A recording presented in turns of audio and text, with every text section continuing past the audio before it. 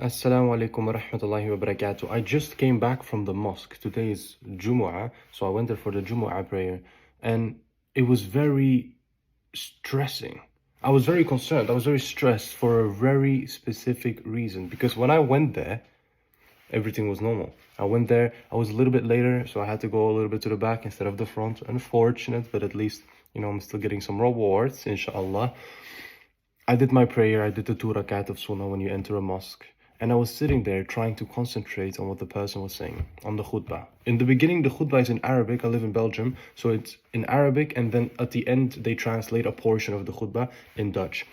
And I saw someone sitting in front of me after a couple of minutes. It was a young kid, maybe 14 years old or something like that. And he came to sit in front of me, well, to the side, and he wasn't even like facing frontways, he was facing sideways, like tucked in a corner. And he was on his phone.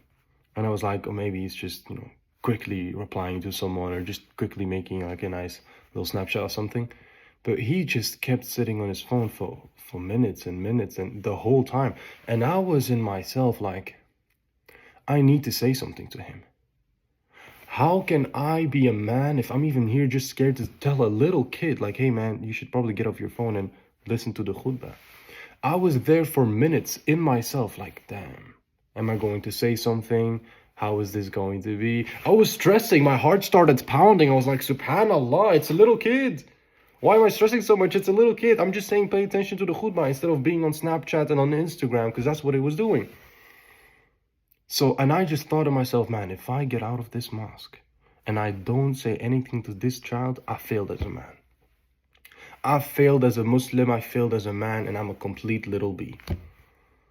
So it took me like a minute to convince myself in my head, and I was like, what am I stressing about? What's the big deal? What's the big issue? What's the worst thing that can happen?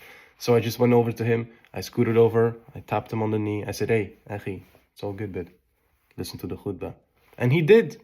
He went off his phone and he was listening and he was making dua. Maybe he just needed a little reminder. That's it. I hope I didn't scare him away from coming to the mosque again next time, because of guys like me that are going to say something to him.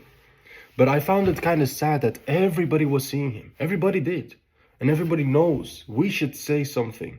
But I think everyone felt some kind of, stress, almost scared to go to the little kid and say, hey, you should pay attention to the khutbah instead of being on your phone. I was also thinking in my head, alhamdulillah, that at least he's coming to Jumu'ah instead of hanging out on the streets or instead of staying at home playing games, because that's very possible. A lot of people his age will be doing exactly that. He's one of the few young people that I'll see. So I wanted to say, like, alhamdulillah, I couldn't talk much. I just said, like, hey, pay attention. But I did, when he went off the phone, I just like, thumbs up. Good job, buddy. I'm proud of you.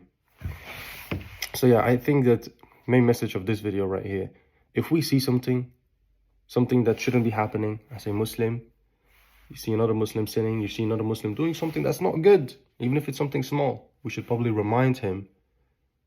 And inshallah, both of you will get rewards for it. Assalamu alaikum.